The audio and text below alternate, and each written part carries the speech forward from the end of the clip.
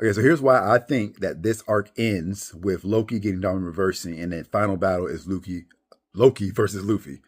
That's what I think happens. And I know that Emo already tried to Domi reversing him and Luffy, and it didn't work. But there's this conversation in the latest chapter, 1181, right, where it sounds to me, and this is how I'm reading it. Maybe I'm getting it wrong, but it sounds to me like Emu is still trying to like seduce Loki to his side. Like he's explaining how his power omen works, but he's also explaining like how the concept of domination, his whole worldview. But it sounds like he's still trying to offer power to Loki, which is what this whole arc has been about. We go all the way back to the beginning of the arc when you had Shamrock and Gunko showed up to Loki. They were trying to offer him to be one of the Holy Knights, and he had to make a covenant, but he resisted it. So we see that they don't have anything that he wants, right? And maybe that's the requirement for Reversi, for a covenant, for anything. You have to have something in you, a selfish desire. Because he's talking about the evil of mankind. And I think it's, general, like you have man, you have giants, all that stuff. It's all wrapped up in one. But Emu has this disdain for mortals, or, and that he takes advantage of their selfish desires, whether it's power, envy for what someone else has, glory, whatever. Like it seems like 99% of people in the world have something in them that they want for selfish desire. And only two people thus far that don't are Luffy and Loki. But I think that Emu is of the mindset that everybody has something. I just got to find it. All right. And so he's digging around. So obviously Emu, now that he's been revealed, is like a Lucifer, Satan type character. And you think about in the Bible, you had Jesus in the wilderness and Satan is trying to tempt Jesus. And the last temptation, depending on which gospel you're reading, he says, I'll give you all the glories of this world, all the kingdoms of the world, if you'll just bow down and worship me. And Jesus says, no, I will not do that. You shall worship the Lord your God, him only shall you serve. And so I think that's kind of the concept of what Oda's trying to do with Emu. Like he's trying to find selfish desire in you. And even if it doesn't work, he's going to still try again. Because even in the Bible, in one of the Gospels, it mentions that he left until like an opportune time, depending on translation. Like he wasn't giving up. He's just like, all right, this didn't work. I'm going to try another angle, some other way to try to get Jesus. All right, so I think he's been after Loki and after the Nidhogg fruit for a minute, right? Like he's been wanting Elbaf and the Giants and that power for a minute. All the way to the modern era where he's got the Holy Knights trying to recruit Loki. And Loki keeps slipping it between his fingers. So I think that Emu showing up on Elbaf is not just to like destroy everybody and because he's mad, he got rage baited out there. I think he's just not giving up on getting a hold of this fruit and getting this power on his side. Like he's still salty about losing Harold. He wants this power. And so he's here in person to dig around with Loki's psyche, to mess with his head, to figure out what is it that you want? What is something in you that is selfish, that wants some selfish gain? And if I can bring that to the surface into your consciousness, then I can stab you with my tail and then you'll be Domi Reversi'd. And emus of the mind that every mortal being has something they want. So let's look at Luffy. Luffy is, in a sense, selfless in that, what does it mean to be king? When Rayleigh and Shaki were asking him, it was almost like a test, like, you want to be king of pirates, what kind of king will you be? And he's like, I don't want to rule over anybody. I just want to be the most free. Luffy wants to be free. He wants other people to be free. He wants everybody to be able to eat as much as they want. Like everything he wants is selfless. And I think that's the same way of Joy Boy. Emu probably was never able to Domi Reversi'd Joy Boy because Joy Boy was probably the same way. So Luffy has no selfish gain envy in him. He doesn't want what anyone else has.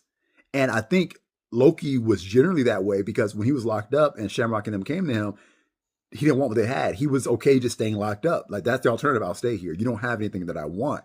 But Emu is here to find out, what does Loki want? And it may just be as simple as, I want revenge for my father. And why didn't it work the first time he tried to downreverse him? Maybe because Emu wasn't directly in front of him. There's holes in the theory for sure. So I'm not saying that it makes perfect sense. But I do think that that's why Emu is here. And he's going to succeed at it, is what I'm saying. I think he's going to succeed. He's going to get in his head. He's going to succeed. He's going to Domi Reversi'd Loki. And the reason I think it's going to happen is it's going to tap the arc perfectly.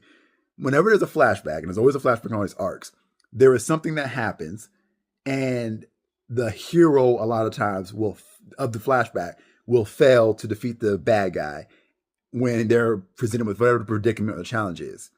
Like Odin failed to beat Kaido because he got snuck by somebody, and the fight ended without a real conclusion, and Odin lost. Okay, Even thinking about the Skypiea, Luffy was able to send down the proof that it was real by ringing the bell when no one couldn't find the proof. So there's always something that the hero fails at, and then Luffy has to go through the same predicament and succeed where the last person failed, and kind of tie up the story and bring freedom, liberty, happiness, validation, vindication, whatever it is, right? And so it has to happen here because we had two flashbacks, or one long flashback, but you had Rox getting Domi Reversi'd. And the reason I think Rox got Domi Reversi'd, because everybody's trying to figure out, he's so strong, how did you get Jane? Rox wanted something. He wanted the rulership of the world back from Emu. That's my interpretation anyway. I think it's his birthright to rule the world because he's descended from Davy Jones. And I have said in my previous video, I think Davy Jones is the previous ruler of the world. And so he wants what's his. So that selfish desire for something was what Emu was able to use and turn against him. So you had Garp and Roger discovered that Hockey Mask was able to knock somebody out of Domi Reversi'd. So we got that clue, okay? But it didn't unalive Rox.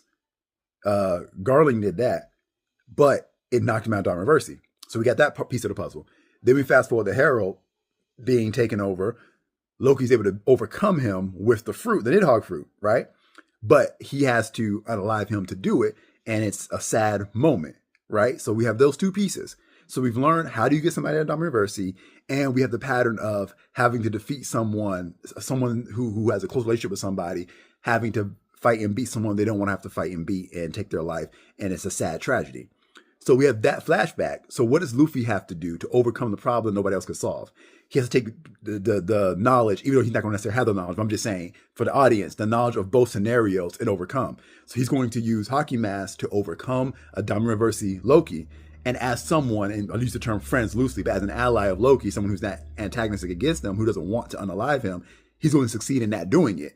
He's going to succeed where Loki failed with Harold. He's going to succeed with Loki where I am not going to have to take your life. I'm going to knock you out of Domi Reversi'd, and I'm going to save your life, and you're going to be okay. Now, there's a lot of reasons why this will be different from Harold. Harold had the actual tattoo, the Covenant, and that was probably another layer as to why Loki would never be able to do it. But I'm just saying, Luffy is going to succeed where everyone else fell. It's going to end with a happy ending. But I think it's perfect because it ties everything up thematically with this whole flashback. But not only that, it also sidesteps Luffy having to face Emu right now. I don't think Luffy and Emu are going to fight. I think Emu is running on borrowed time because for whatever reason, he's weaker outside of the castle, outside of Mary Joie or whatever. So he has to go back soon. So he only came, I think, to convert Loki to his side because he wants that power. And then he's going to tell Loki, destroy Nika, destroy Elbaf, whatever he wants him to do. And he's thinking he's going to succeed at that. So that's what he's expecting to happen. So Emu's going to convert Loki with Domi Reversi'd, and he's going to leave.